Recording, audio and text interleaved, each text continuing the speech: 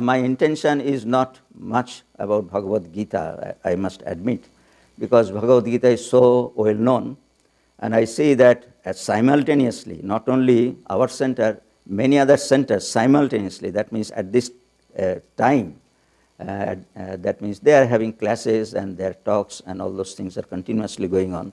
So nowadays, to know about Bhagavad Gita and all those things are quite easy. But my purpose is to illustrate the life of a direct disciple of Sri Ramakrishna who actually exemplified the life which has been taught in the Bhagavad Gita. And it is not by our calculation, but it is by the certification of Sri Ramakrishna. Sri Ramakrishna himself had said that this young disciple, like Swami Vivekananda, he has said that he came from that 7 sages in the what is called in the heaven or some other places, and in that way he had earmarked that these disciples come from these regions. So this disciple, Swami Turiyananda, actually he said that he is the Gitokta Yogi. That means in Bhagavad Gita, all the chapters are ending with yoga. That means it is a book of yoga. So in that way, he exemplified the life of yoga. So in that way, I thought that it would be a good subject for to discuss his life. Another reason to do that is that under the shadow of Swami Vivekananda's 150th birth anniversary, we actually lost sight of few other disciples who are of his age. Swami Turiyananda was just about a week elder than Swami Vivekananda, something like that, not too elder. And Swami Brahmananda, he was just 10 days younger to Swami Brahmananda. Swami Trigunananda, of course, 2 years. So it is very interesting that all the disciples were of the same age. Probably that is one of the reasons that the organization grew up very well, because of the harmony, because they are of the same age, same group. In that way, there's less conflict amongst themselves that we see, and that might have, age actually had contributed that.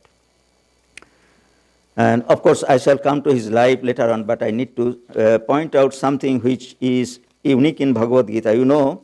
Bhagavad Gita, all the chapters are there, and theoretically, actually, all the chapters, if you study, you learn something spiritually. But whether by practicing each individual path, whether it is possible to reach the goal, that means whether one can have the highest realization. Sri Ramakrishna in our age had, because he had practiced all the branches of religion, in Hinduism, most of the branches, if you call it, then other religions also. So in that way, he is called Samanvayacharya. That means he has really, by practice, he proved that all the paths lead to the same goal. And this is very unique. Unique in a sense that means nobody actually we find in our age or in the historical age have done that, because one path was enough. And in that way, actually, they had their own following, and the followers followed them, and in that way, actually, they reached the goal. But in Sri Krishna's time also we see that there were different paths, most probably, and Sri Krishna actually harmonized all the paths. That means he showed that all the paths lead to the same goal. Of course, it is true that all the paths, anybody can practice some of this path and some of that path. In that way, there can be a mixture. But that is also true that there are definitely what is called exact exhortation, saying of Sri Krishna, which shows that by following this particular path, you can have the highest realization. Just one path. That is important because as Ramakrishna has followed one path and then reached the goal, another path reached the goal. So in that way, one need to know. So if somebody is very particular about following a path, whether he will reach the goal, or after practicing some path, he will have to change other path. That is also a question. But Lord Krishna has definitely said that by following one of these paths, actually, you can reach the goal.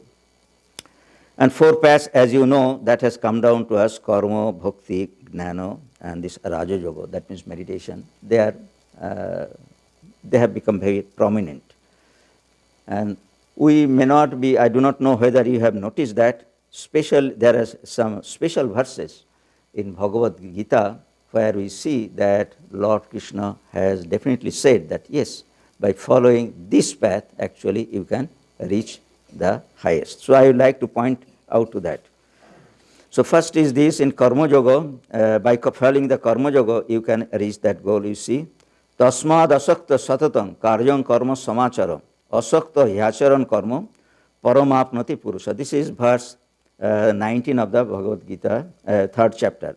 That means he is saying, always do without attachment the work you have to do. For a man who does his work without attachment attains supreme. So this is pointedly Lord Krishna is saying that yes, by following this path of karma, you can reach the goal.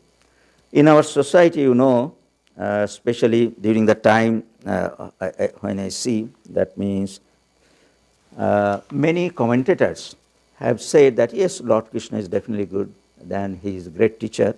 By following him, not only that, following him with by practicing devotion, actually you can realize him. But very few will tell you that by following what you are doing, you can reach the goal. But tricks is that by what is called, it has to be done with detachment. And as you know, Bhagavad Gita is very well known that the teaching was given to Arjuna, and Arjuna at that moment when this teaching was given, he was trying to change his profession, you can see, in one way, if you can say. He was a warrior, he was destined to wage the war, but at the moment we see that he wanted to relinquish war because of the situation. He had to kill his what is called enemies. Enemies were friends and relatives and all those things, and he thought that he became a little philosophical. His age was also quite advanced, 70 or 75 years old. So he thought that instead of going into this what is called violences and all those things, it is good for me to relinquish and give the kingdom, whatever it may be, in that way they can be carried out. But as we see that Lord Krishna actually brought him back to his senses, that means brought him back what actually is meant for him to be done, and in that way he did that. So naturally the question comes whether by performing the duty one can reach the goal. That also have been discussed by has been doubly, you can say, it has been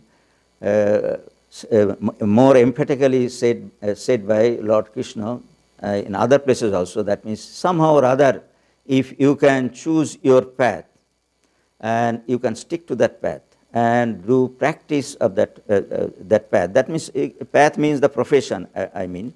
So if you can practice that profession without detachment, you will be able to reach the goal. That he has said in many places, especially in the last chapter you will find. He has said that, well, there are in those days the society was divided into 4 castes or classes, if you call it, but definitely Lord Krishna did not mean it is endogamous, that means hereditary. He never meant that, but later on we see that the society became like that. But his point was that if you can choose your what is called profession, that means the work that you want to do according to your propensity. Propensity means according to your liking. If you somehow can discover that, then actually it will be easy for you to practice Karma Yoga. That means it will be very easy to work without detachment. That he has said. And not only that, he has said that if you follow some other path which is not to your liking, actually it will be difficult for you to reach the goal. That means have the self-realization by following that path. Even it will be difficult to follow that path without detachment. That he has said. That is very important to know, because now because of the situation of the society, we read Bhagavad Gita, but naturally we try to do our work where we are stationed with the we try to try to apply what to the best of our ability to do our work without attachment, or giving the result of our work to God. That is also another way of doing that we do. But many times actually we find that it doesn't work actually. We feel always disturbed in our workplace and all those things. The reason is that means we have not found out the work that is really suitable or fitting to our nature.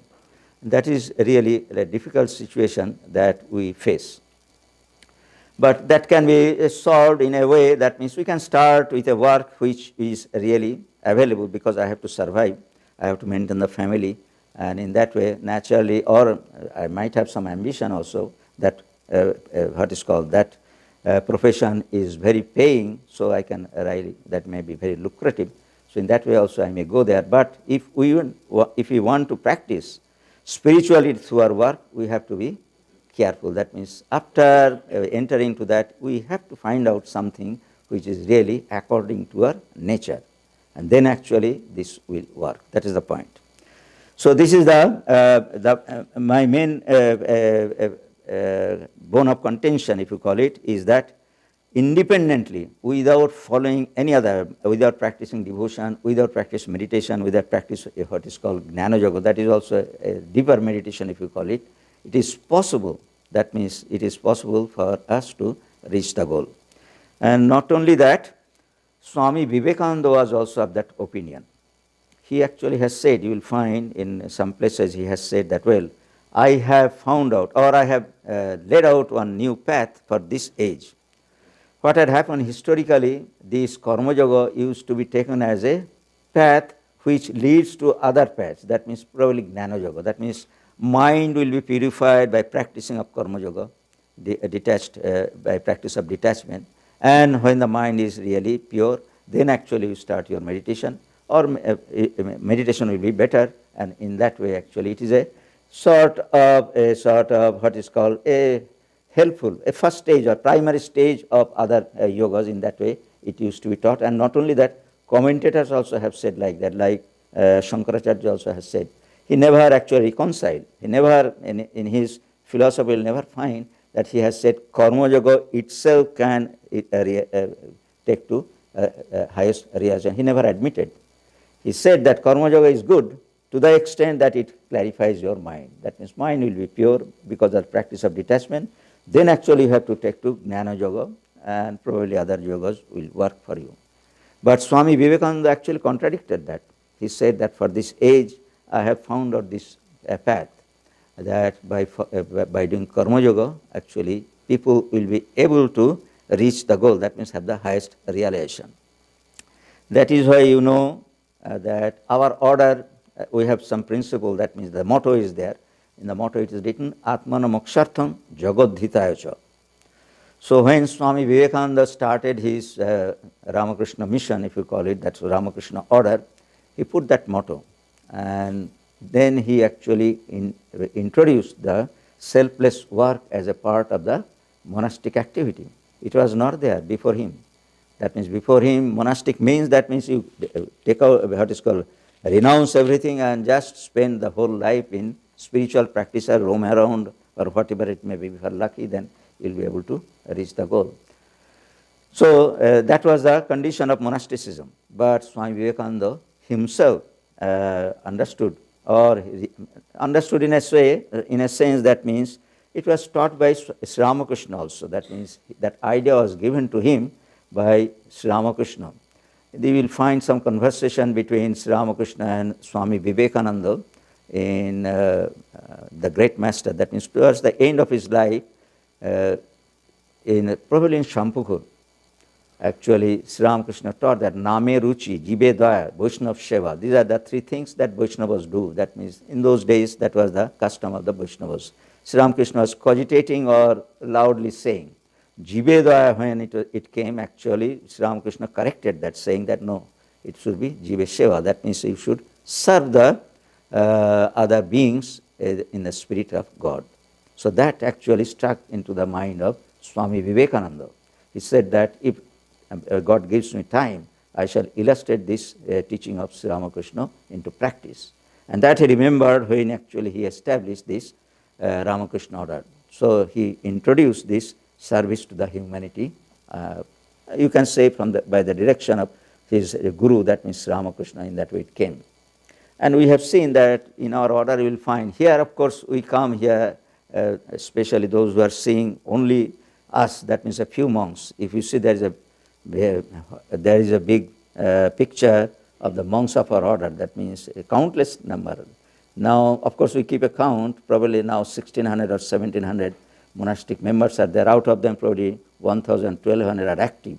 Others are probably novices, they are getting trained, or some are retired. In that way, if you say 1200 are there, so naturally you are just maybe 20 Swamis are here in this country, maybe 25. So we are not really a representative of the exact teaching of Sri Ramakrishna as taught to Swami Vivekananda. Swami Vivekananda said that by doing work. Of course, we can do that. That means we are also doing work, but it is not the work that Swami Vivekananda has said. So in that way, we see in India we have many activities. Some of the activities are in the hospital and in the what is called relief work is major activity, and then schools and all those things. They are physical work. That means you have to spend your time in administration and all those things, not exactly spiritual practices. But still, we see that many of our Swamis who are involved in such work had the high spiritual growth. That means we respect them as such. And some of the Swamis we have seen that probably they did not do even meditation, they did not find time, probably they did not have taste also. So they spend their time in doing work itself. So in that way also they had the spiritual growth. So we believe the point is that Swami Vivekananda is saying that by doing work, it will be possible to have the highest realization. Probably it is very true, and it is probably happening or had happened, or probably and definitely it will happen to many persons who do that. But the point is that we sometimes forget that what is called, as Lord Krishna has said, we have to find out that it is what is called according to our nature. If somebody is meditative, if somebody is intellectual, if that person is induced into doing physical work, it will be very difficult. But we must try to do that, but still it will be a little bit conflicting. But if you follow this, that what Lord Krishna has said, that according to nature, if you do your work, by doing work itself, you will be able to have the highest realization. So this is the part of the Karma Yoga that we see Lord Krishna he has said. Now coming to the what is called Gnana Yoga. So there is, of course, Gnana Yoga we know because of other books, Vivek Churamani and other books. We know by practice of Gnana, it is definitely we can have the highest realization. But Lord Krishna also specifically said that by practicing Gnana Yoga, it is possible to have the highest realization. So he is saying, Ye tamaksaram anirdesham abhyaktam paryupasate sarvatra gama chintang cha kutastham achalang dhruvam sang niyamendriya gramam sarvatra samabuddhaya te prapnubanti mameva sarvabhuta hiterata. That means, I am following the translation by Swami Nikhilananda. There might be many, many translations. And those who have, Lord Krishna is saying, and those who have completely controlled their senses and are of even mind under all conditions, and thus worship the imperishable. All these, the first letter is in capital I, the ineffable, I in capital, then unmanifest, U, then in capital, the omnipresent, O in capital, the incomprehensible, I in capital, the immutable, unchanging and eternal. So all these attributes are really as you know, the attributes of the ultimate reality. So they devoted to the welfare of all beings attain me alone and none else. So he is saying that if somebody by doing what is called controlling the senses, meditation actually come in two sections. That means, of course, in three sections are meditations. That means in practicing what is called Gnana Yoga, then Bhakti Yoga, and also in Raja Yoga, you have meditation. But this is intense. That means you need not do anything except that once you know that this is the truth, and then actually you meditate on that, you will be reaching the highest that Lord Krishna is saying. So these are this is the Gnana Yoga. Through the path of Gnana, actually, he has said that it is possible to have the highest realization. And as you know, Lord Krishna in Bhagavad Gita those who will read for the first time or those who are not very respectful may think that he is very proud, saying that reach me and I say, and all this, what is called, the way he has said looks like egoistic, but it is not like that. Those who are well informed, they will say that by establishing himself into the highest, what is called, highest knowledge, he actually taught that. So he identified himself with the ultimate reality in the spirit, actually, he has said. In case of Sri Ramakrishna, he said that he was always humble, and in that way, when he used to say about I and me, very few places actually he has uttered about that, he was very humble. Because he know that he is just like a devotee and all those things. Only in one place actually he has admitted, probably under the pressure of Swami Vivekananda, Narendranath at that time. That means he has said that yes, I am the, what is called, Rama, Krishna and myself are the same. In that way he has said that means he is the embodiment, or he has the highest actually has taken body in me. In that way he has confirmed. But in case of Lord Krishna, actually, according to Bhagavatam also, he is incarnate. That means the Lord himself has incarnated. Krishnastu Bhagavan Swayam. That is the greatest epithet that has been given. And he maintained that. In his life also we see that he was a really embodiment of what is called ultimate reality at every step of his life. From the childhood also, probably when he did not know himself, probably it was like that. That we see he has manifested that.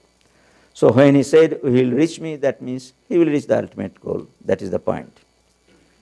Then we see Bhakti Yoga. Of course, Bhagavad Gita is a book of Bhakti Yoga as such. That means it has been commented from the point of view of Bhakti Yoga by many devotee commentators.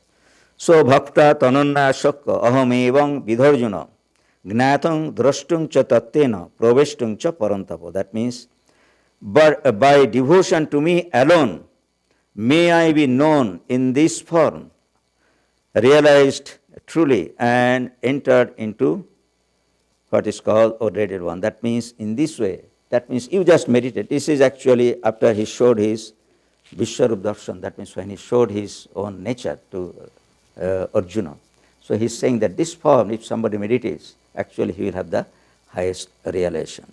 Of course, bhakti comes into this, as I told you in Bhagavad Gita. It is more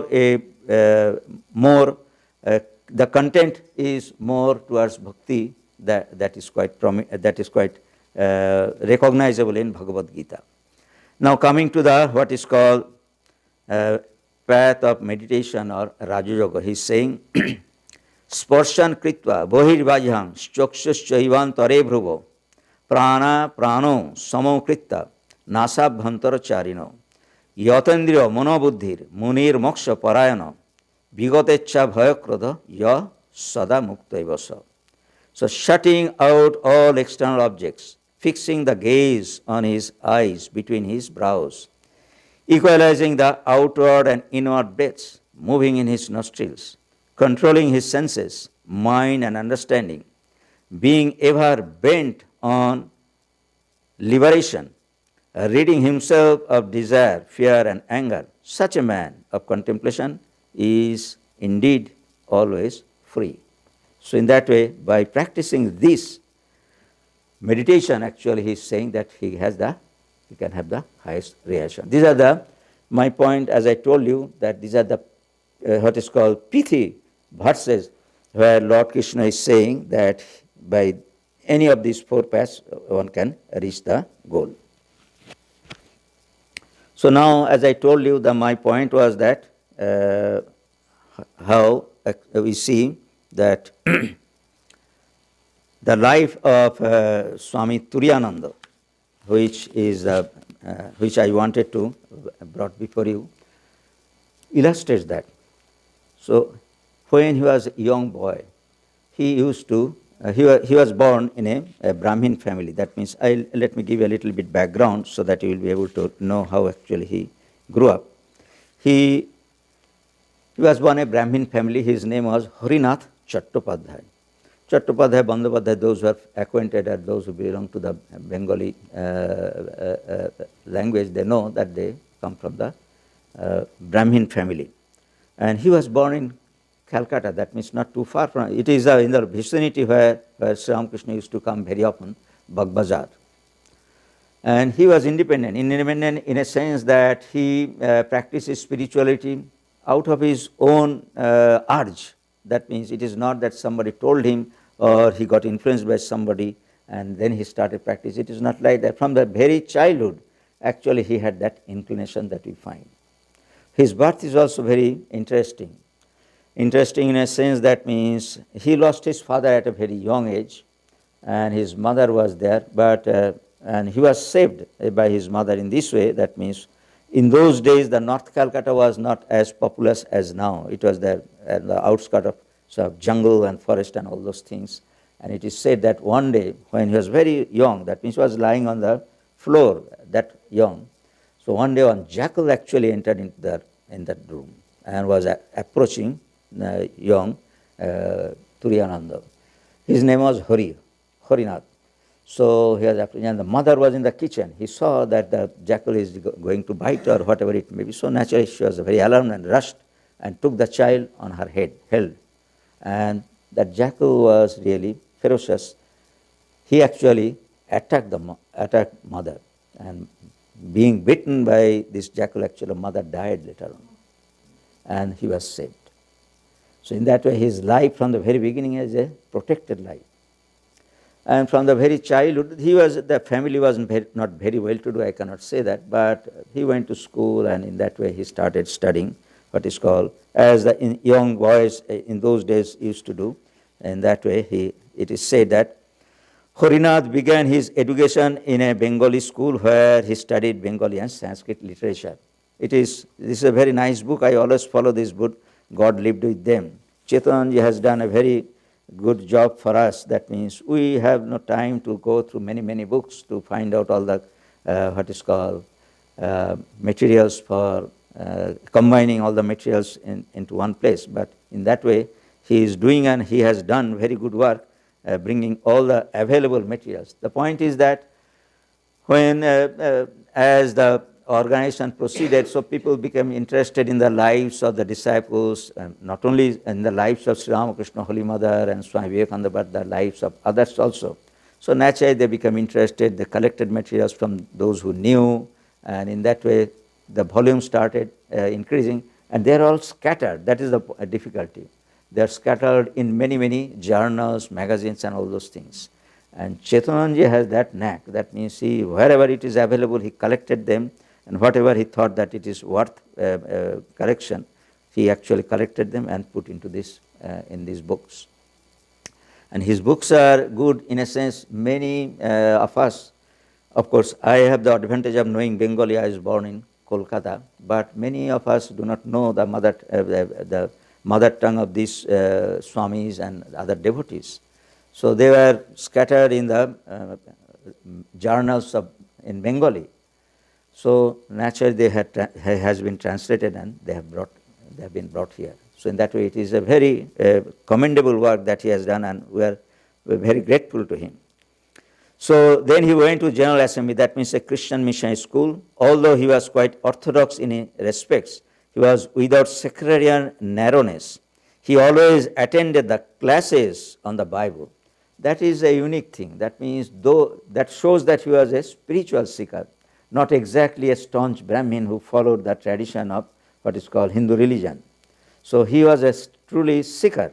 So in that way he learned what is called Bible also, which the other Hindu boys avoided. Naturally they were not keen spiritually. Any kind of religious book fascinated him. He was also interested in the study of Upanishads, and he committed to memory the Chandi, Gita, Vivekcharamani, and many mystical couplets of Tulsidas. Sometimes in the evening, sitting on the bank of the Ganges, he would recite the scriptures and cry for God. So from a very early age we see that he had this inclination. He was trained as a Brahmin boy, so naturally he was given the what is called basic training of meditation and all those things very early age. And then and there actually he started doing spiritual practices.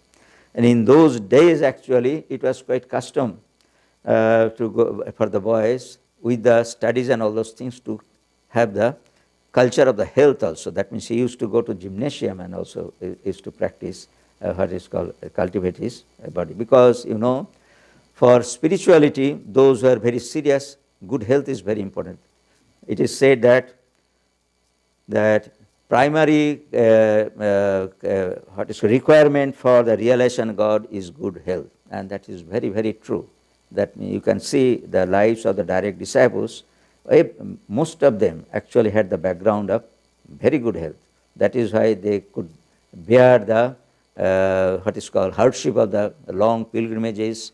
And sometimes, in the life of Swami Vivekananda, he vowed, that means I shall not take money. In whatever way possible, I shall remain independent. No food, nothing else. So without good health, actually, how it is possible for a person to commit to that, to take such a vow that without taking anything from anybody, I shall do the pilgrimage. So ultimately, just by begging or wherever there are sattura, as it is called, there are eating houses where they used to give free food in places of pilgrimage that is available. So he managed to do that. And other disciples also did like that. So in his young age, we see Swami Turiyananda Harinath actually was developed a good health. And in his teen age years, Harinath began to feel intense renunciation and a desire to avoid worldly life.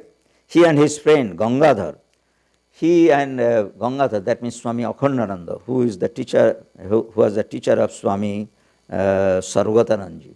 They actually grew up in the same neighborhood, and they were together. That means from the childhood, from the boyhood days, actually, they were good friends. He and his friend Gangadhar, who later became Swami Akhandananda, went to the Sarvamangal temple on the Chitpur road to visit holy men who had occult powers.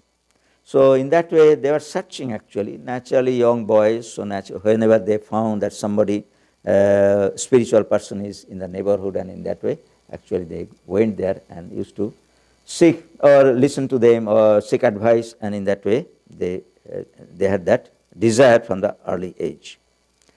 So the incident is like this, that they went to that temple and there was a holy man and he had some occult powers. Then they said how to reach God and all those things. He said that, well, it will come in time, and in that way he assured Harinath and Gangadhar.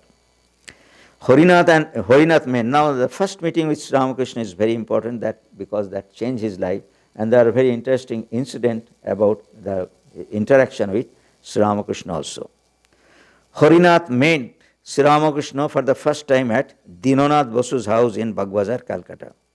Sri Ramakrishna, as you know, he was at the very beginning was happy with the practicing of the all denominations of Hinduism and also all the paths of religion. He was satisfied, and he and his mother, in that way actually he spent his life. But at a point of his life, there came an urge to share his knowledge. He understood that people are suffering, and he has this wealth, how to end the suffering. And he thought that at this point, if he cannot be helpful, actually, he is not performing his duty as such. So that when the desire came to him, actually, it came in this way that mother urged him to share his knowledge with the longing devotees. And then he started preaching. Otherwise, he was not really very much interested in preaching what he had learned by doing spiritual practices. So he used to visit Calcutta because Dakshineshwar, the temple where he used to live, was a little far away. Those who had the advantage of having a carriage, they could go.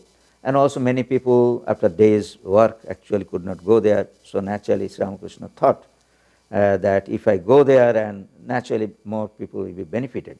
And later on we see that in that way he established a sort of center for himself, unofficial in a sense, in a devotee's house, which is known as Balaram Bosa's house. He was very kind and very helpful and also great devotee, Balaram Bose. So from Dakshineshwar he used to come to Calcutta so that devotees could meet him. And he was looking for, that means he knew that he has a mission. So in that way, when the devotees started coming, he could recognize who will be what. That is the point. So when Nainath came, he knew that this is the boy actually I have seen somewhere.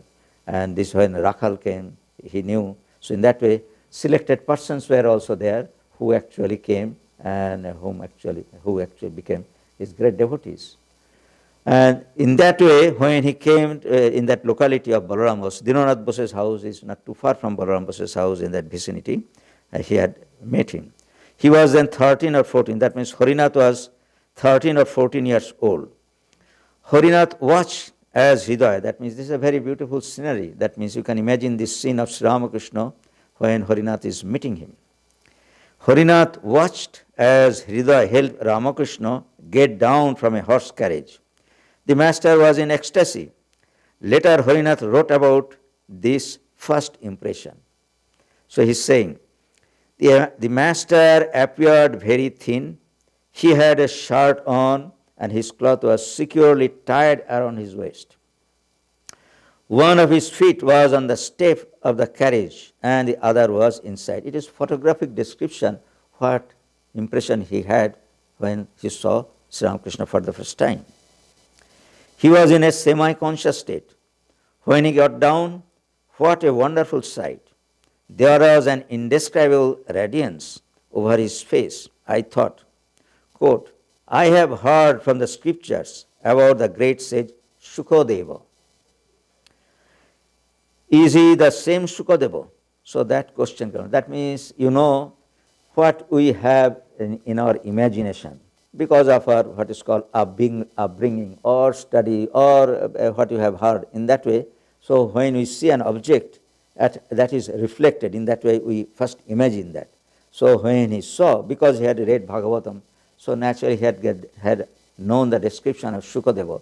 Shukadeva, as you know, was a son of Vyasadeva. Vyasadeva had prayed for a son who will be all knowledgeable, that means that pure son, in that way and when Shukadeva was born, actually, he came with full knowledge.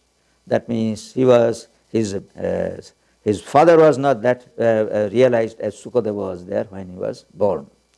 So it is said that Vyasadeva thought that, well, my son is there, I am a teacher, so I need to teach him. So he taught him and immediately actually he learned everything. But Vyasa found that he is not really believing in me. He had that sense that what I am teaching probably he is not believing. That means all the spiritual knowledge.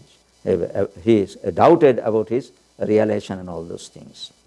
So he sent him to Janaka, as you know. So Janaka actually, by seeing him, understood that he is a realized person. He did not have to learn anything more. But he impressed upon him in a way that means he is already realized. So Sukadeva, the point is that he is the purest of the pure of the concept of a spiritual seeker that we can imagine. So that impression came in the mind of Harinatha when he first saw Sri Ramakrishna. That means he was Sukadeva himself.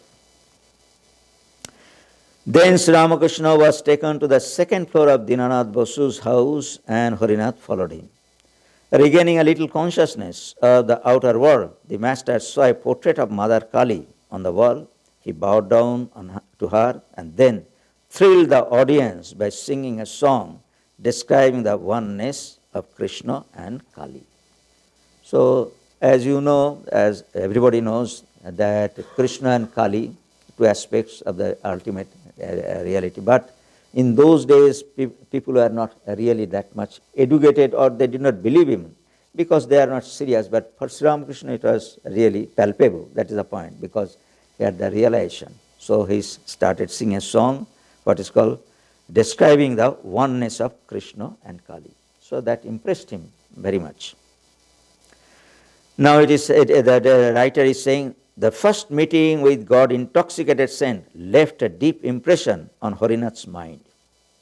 As he was inclined to Shankara's non-dualistic philosophy and a life of renunciation, austerity and continence, he did not feel that it was necessary for him to become a disciple of Sri Ramakrishna, who was a devotee of the Divine Mother.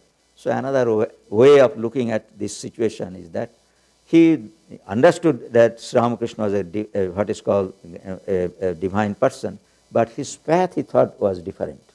That means he was a follower of devotion. But he was a follower of Shankarachary's non-dualism because he was reading Upanishad and Shankara's commentary and all those things. So he distanced himself from Sri Ramakrishna because of this, what is called, paths are different. However, after 2 or 3 years, probably in 1880, Harinath went to see the gap, though he had this impression about Sri Ramakrishna, and you can imagine how actually this separation works in the minds of devotees. That means he was a follower of Jnana, and Sri Ramakrishna a follower of what is called path of bhakti. At that point, at least, Sri Ramakrishna showed what the picture that came to his mind was devotion. So actually, he distanced. He thought that I am not of his. I cannot follow his path, and I do not have any. I don't get any advantage of going to him. So, however, after 2 or 3 years, probably in 1880, Harinath went to Dakshineshwar and visited the master again. So, observing some auspicious signs in him, the master asked him to come on weekdays when there would be not too many people present. So, that was the situation that happened. That means Sri Ramakrishna, as we know, he had the yogic power or whatever it may, hunch may be, or very strong common sense, whatever it may, in whatever way it may be called. He could recognize that by seeing a person, as it is said that by seeing a person he could figure out what is in him, that means how much spiritual wealth or what is nature and all those things he could figure out. And he himself has said that I can see the minds of a person just like what is called a statue inside a glass case, like that. It was so transparent to him. So when he discovered that Harinath had the propensity of spirituality and potentiality of spirituality, he told him that you please come on weekdays. Why weekdays? That is also a question. And the reason is this, that other devotees were elderly in a sense that they are into the householder's life, and they had their chores to do. That means they had to work in the office, or they have businesses, whatever it may be. So naturally all the working days they were engaged in all the working days in their own work. So they found time when Sri Ramakrishna is free, Sri Ramakrishna is available, or they were available to see Sri Ramakrishna on weekends. That was the point. So there is a crowd on weekends. So Sri Ramakrishna advised Harinath, and also he had advised, we'll find in the lives of other direct disciples, that he advised them to come weekdays. That means when there is a crowd of other devotees. He could talk to them and teach them, and he could otherwise also, that was the time they can do spiritual practices in the temple. So in that way we see that he became close to Sri Ramakrishna slowly, and later on it so happened that again there was a gap, and like a true Vedantin, Harinath plunged into the study of Vedanta scriptures and discussions. As a result, he could not visit Ramakrishna for some time. Though he started going and became acquainted with Sri Ramakrishna gave him some instruction, but still he was not very much close to Sri Ramakrishna in one sense, that whenever he used to come, like other devotees used to go and meet him in Calcutta at Balaram Basa's house, that did not happen to him. Such absence did not go unnoticed. Sri Ramakrishna was very particular about that. Means he was really he used to grab when he found that somebody has spiritual potentiality, he actually grabbed them. That means he knew that this person have the potential to have the God realization. So he remembered them, and not only that, he used to pursue them, and in that way actually he followed Harinath. That means when he used to go to Calcutta, he saw that this boy is not coming to me. That did not go unnoticed, that writer is saying. When Harinath's friends visited Dakshineshwar, the master learned from them that he was absorbed in the study of Vedanta day and night. That was his inclination. As I told you, the inclination is very important, and in that way, if one practices spirituality, that becomes fruitful. So he found his path, and he was practicing. And Sri Ramakrishna definitely was a great spiritual personality. Tidbits he learned from him, but he did not become close to Sri Ramakrishna as such that we see. When Harinath went to Dakshineshwar a few days later, master asked him. Sometimes he used to go, so one day he asked him, quote, Sri Ramakrishna was asking Harinath, "Hello, I hear that nowadays you are studying and discussing Vedanta philosophy. That is good, of course, but tell me, what is the teaching of Vedanta? Is it not that Brahman alone is real and the world unreal? So this is the what is called the end teaching of Vedanta, you can say. That means if somebody reaches the goal, highest goal, that means reaches the Brahman, so naturally he realizes that Brahman alone is real and the rest is really illusion, as it is called, unreal. So he, in one sentence, Sri Ramakrishna gave the teaching of Vedanta. So he said that, well, is it not that Brahman alone is real and the world is unreal? Is it not its substance, or does it say something else? Then why don't you give up the unreal and cling to the real? This was a turning point of Harinath's life. He realized that mere study and discussion would have no effect until he directly explains the truth, that Brahman alone is real and the world unreal. The point is that, for spirituality, many people think, we also think in one way sometimes, that study is a part of the spiritual growth. Scriptural study is important. It is important, definitely, in one sense, but it is not really important from the point of view of self-realization. Sri Ramakrishna is what is called the greatest example. He was completely unlettered, completely in a sense that means he went to the school, probably he could write his name, and also you see that he could copy some of the books that were prevalent at that time, the religious books, but in practical sense he was completely unlettered. But he had the highest realization. The point is this, that means for spirituality, it is not important to be educated as such, that means to know the scriptures as such. That is not necessary. Necessity is the practice. Practice is the most important part. So he is emphasizing to Harinath, who was really engrossed into the studies, Vivek Churamani, Upanishad, Bhagavad Gita, and also the lives of saints and all those things. He got inspiration. That is definitely very good. Those who are doing that from them, actually, he was definitely much, much advanced. But that is not the samam bonamam spiritual life that Sri Ramakrishna wanted to impress upon him. That means go into the practice. Do meditation and control of the senses and all those things. That practice needs to be emphasized. Then one day the master said to Harinath, what is there in the scriptures? They are like the sheets of paper with a shopping list on them. The list is useful only to check out the items once purchased. So he impressed us, trying to impress upon him, the scriptures are useful to that extent to the extent that they actually give you the direction, what needs to be done, what should not be done. So that is the purpose of the scriptures. Of course, at this point it is important to know that one should really study scriptures for two things. Two things means you can really figure out what you are doing, whether it is correct or not. The scriptures will tell that yes, this is correct or not. And also what is God and what is not God. That also is the teaching of the scriptures. So sometimes we think that this is God or this is spiritual and all those things. That type of that right knowledge comes from the study of the scriptures. Otherwise, actually, we may divert our attention to something which is very attractive to us and spiritually we think will be beneficial, and in that way we may be straight to that path. And scriptures actually brings back us to the real path. In that way, scriptures gives us this type of knowledge.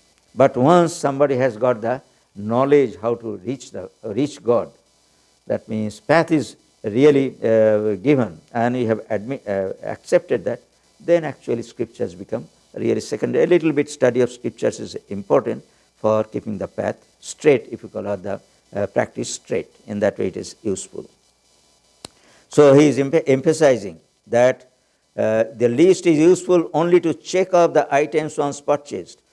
When you have done that, the list is thrown away. So you should check your knowledge, your devotion, and consult the scriptures to see whether they agree. That means what you are practicing or what you are doing or what you are thinking about spirituality, whether it is correct or not. Or it is said, When you have knowledge of the Absolute, the scriptures are worth only a straw. So it has been said in the scripture. That means it doesn't have any worth. Then a few days later, Sri Ramakrishna went to Balaram Bose's house at Calcutta and sent for Harinath. Now this is very important in how Sri Ramakrishna actually nurtured these young people. The master greeted him cordially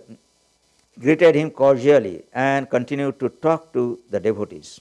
Quote, nothing can be achieved, neither knowledge, nor devotion, nor vision, without God's grace. That is also a very important aspect that Lord Sri Ramakrishna is saying out of his own experience.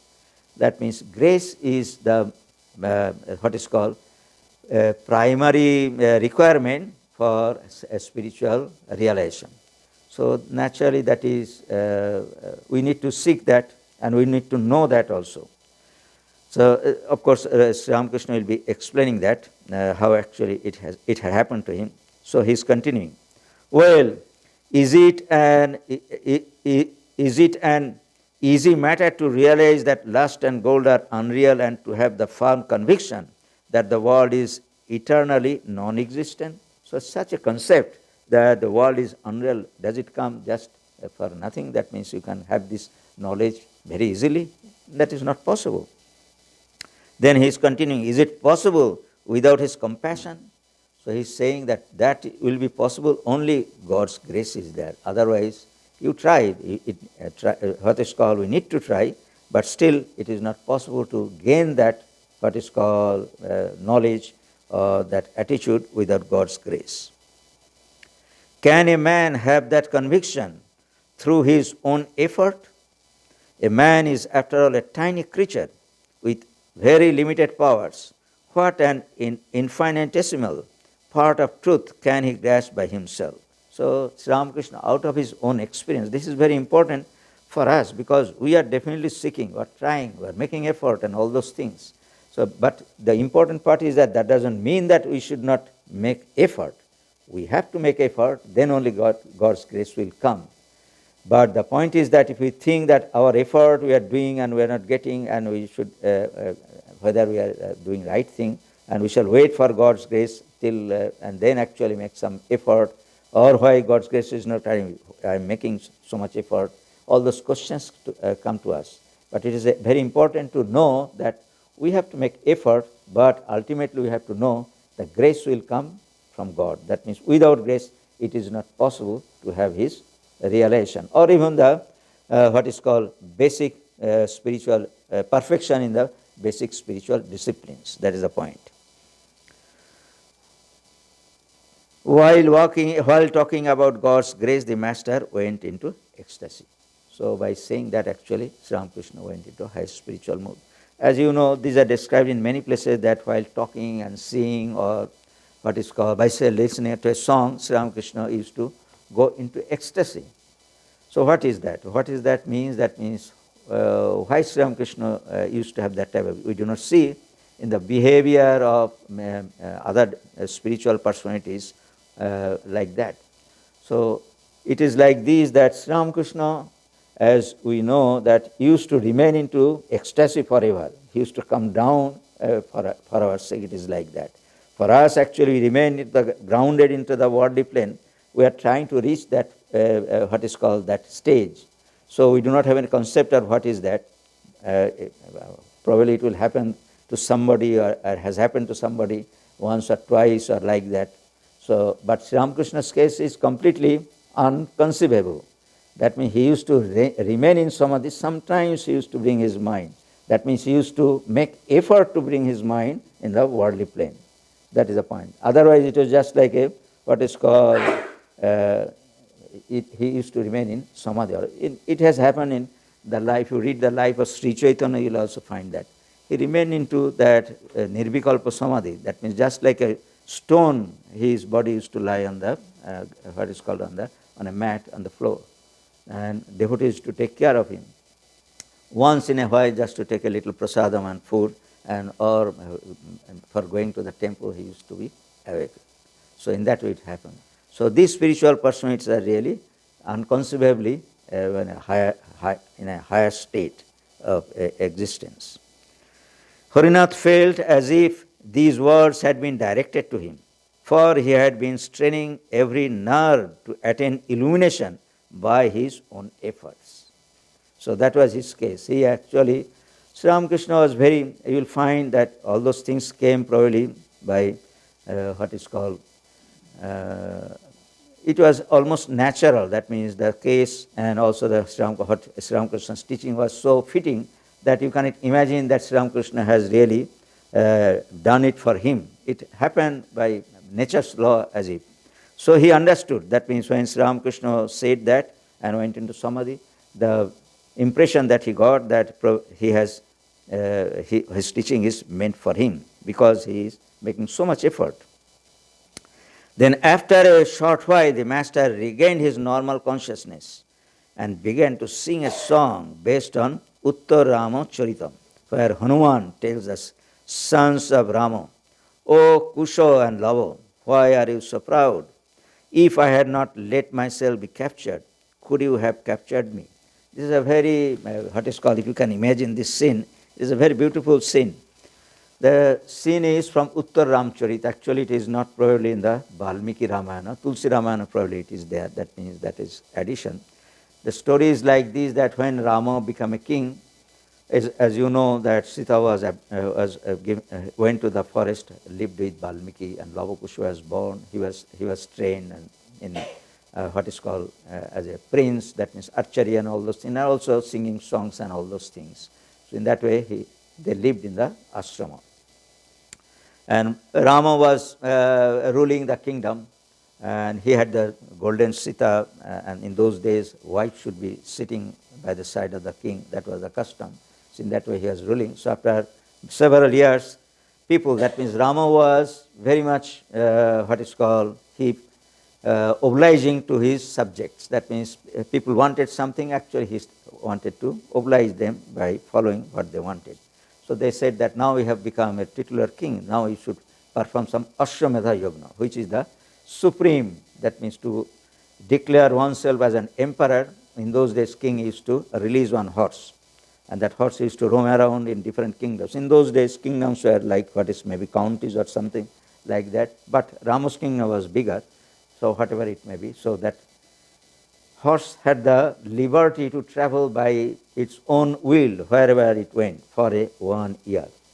And the kingdoms that he had trodden, and if the king wanted to, the rule or the concept was that when the horse went to somebody's kingdom, if the king wanted to hold that horse, that means he wanted to wage war. That means he did not want to be a subject of the king. That means the bigger king or emperor. So that was the notion. So in that way, the horse was released for the performance of Ashwamedha Yogna in the Rama's, what is called, when he was ruling. So the horse actually went to the ashrama of Valmiki. And this Kusha and Lavo, that young sons of Rama, they did not know. So they actually held, nice beautiful horse, they held that horse. And naturally, according to the rule, the horse had to be liberated by the soldiers who were following the horse. And Hanuman, Rama's greatest disciple, Hanuman was the leader of that army. So Hanuman actually knew Lavakusha, so he enacted that he was fighting, and ultimately he actually voluntarily, from his point of voluntarily, what is called admitted defeat. Then actually, Lava and Kusha are very proud that they have got this horse, and in that way they are proud. Then actually, Hanuman told them this, Old Kushala Koriski Gaurav, Dharana Dileki Dhorita Parish. That means this is a very beautiful song. The point is that God, if you want to catch hold of God, if God does not really give what is called admits defeat to you, actually it is not possible to get God. That means you can hold him. That is, you can get him. That spirit, in that spirit actually Sri Ramakrishna sang that song, and it was very, very pertinent at that point. At that point of Swami, what is called Swami Turiyananda's life, he was making self-effort to the best of his ability. He was trying to have the highest realization. But Sri Ramakrishna, out of his own experience, knew that that is definitely necessary. But if he thinks, if that was the goal of his life, that by self-effort I shall have the highest realization, that will not really work ultimately. So he sang this song to raise this, what is called knowledge or emotion in the mind of Harinath. So while Ramakrishna sang, tears rolled down his face, literally wetting the ground. Harinath later remarked, quote, I was deeply moved. That very day the Master deeply imprinted on my mind the fact that one cannot attain God through self-effort by performing sadhana. Only if God reveals himself is it possible. Only if God reveals himself is it possible to attain him. So that impression came to him by this, what is called encounter, if you call it. That means then onwards actually he understood that yes, self-effort is definitely necessary, but if you think that by your own effort you will reach God, that will not be possible. Then reminiscing this situation, he said, once Harinath said to Master that his goal was to attain nirvana, that means a liberation in this very life. The situation is like this, why he started doing spiritual practice. So the reason is this, that means he read somewhere, probably in Vivek Chudamani or some other scriptures of Shankaracharya, that there is a state of human life which is known as Jivan Mukta. Jivan Mukta means that a person who has the highest realization, that means he has reached the highest but still living in body. So he thought that is the best way to live in this world. That means he coveted to attain to that state. That means by have the self-realization, that means we will have the communion with God, and at the same time he will be living in his physical body. So his ideal of spiritual goal, spiritual life, that goal was that. That means I want to live that Jivan Mukta life. So with that intention, actually he was making effort to have the self-realization first, then actually then he will be living as a Jivan Mukta. So the point is that, there are different goals in the life. Some people want to have materialistic life, but because he was spiritual, he knew that this is possible in this life, and that is according to his own understanding, that is the best way to spend the life. So he actually targeted, that is his target. So in this way, actually, we see that because of that, actually, he was making effort. For these, the Master reproached him, quote, those who seek nirvana are selfish and small-minded. So that is a very drastic statement that Sri Ramakrishna made to him at that point. That means Jivan Mukti Jivan, that is the coveted life, and in that way you spend your life, and after death you go and get liberation. What else can be better than that? But Sri Ramakrishna pointing out that is also paltry. That means it is a small-mindedness that you have, the goal that you have set yourself. So that shows your small-mindedness. That happened in case of Swami Vivekananda. There is a story in Swami Vivekananda's life. That means one day Sri Ramakrishna was talking and telling to Narendranath, at that time he was Narendranath's a college boy, that suppose there is a what is called a kundo, that means there is a honey. In a pot there is honey, and you have become a bee. And naturally, bee has attraction for honey, so how will drink that honey? So Narendra said that, well, I shall just what is called fly into the edge of that vessel and sip a little bit of honey, and then actually drink it, and then go away, again come back, and again I shall drink. And in that way I shall drink the honey. Sri Ramakrishna said that, well, it is, this honey is not that honey, it is actually the what is called nirvana, that means it is the honey of eternity. So if you just deep into it, actually you get liberation, that means you will become immortal. So that is the goal that he showed, that means by reaching there you become immortal. And in this way, we see that later on, Sri Ramakrishna explained that, yes, that is good. That then also another time Sri Ramakrishna asked him, what is the goal of your life? He said that, well, he's asking Narendranath. Narendranath said that, well, after practicing this spirituality, when I go to the highest, that means at the highest realization, I want to remain in that state. And as long as the body lasts, I shall come back from the meditation, take a little food, and then again sit in meditation and be in that state, in that enjoy that, what is called nirvikalpa samadhi. Again I shall wake up because my body is there to sustain the body.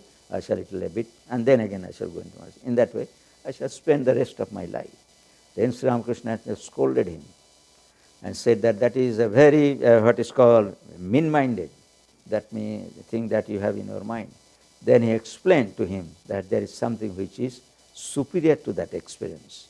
And that actually Sri Ramakrishna has said in some places, state of Vijnani. That means after having that highest station, seeing God in everything or everywhere or in every being, that is another state that one can have.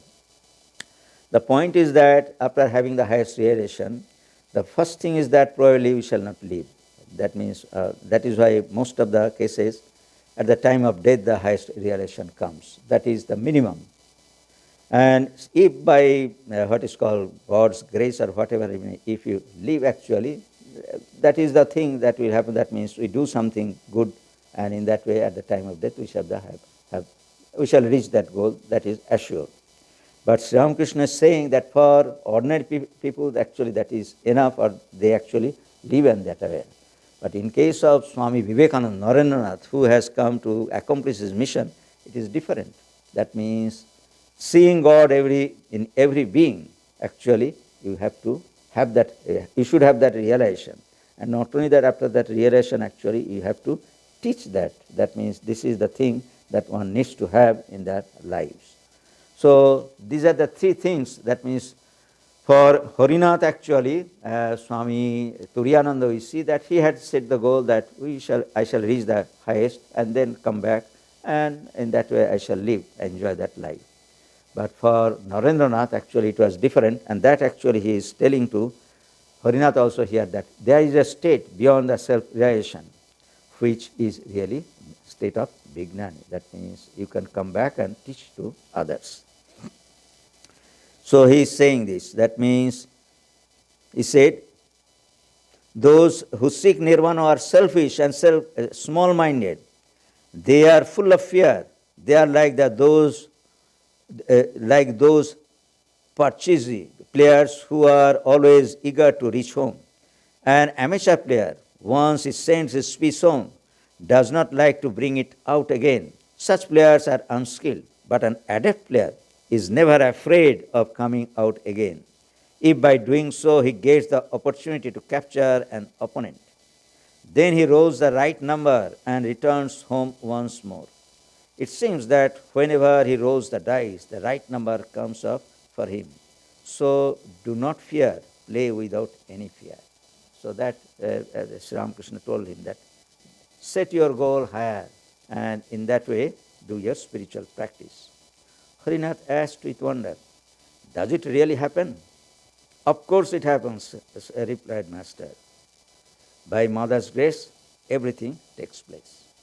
So in this way, actually, Sri Ramakrishna taught him at the beginning of his life, that we see. 12:30, yeah, was the time. Oh, I took some of the time out of the lunch time, yeah. All right, we shall meet in the afternoon again. So this is the beginning. I shall not, of course, I don't intend to do the whole of the life, but as I told you, my purpose was to read these lives for the Swami Vivekananda and his very bright star, but there are others also whom actually we can relate ourselves. That means they are not considered to be one of those 5 or 6 selected persons, but they belong to more or less, of course, we cannot say our category, but they are what is called ideas which are really understandable. That means, and also they are Sri Ramakrishna disciple, and also, as I told you, 150th birth anniversary is there. In that way, it is good to remember their lives and learn from their lives. So we shall continue.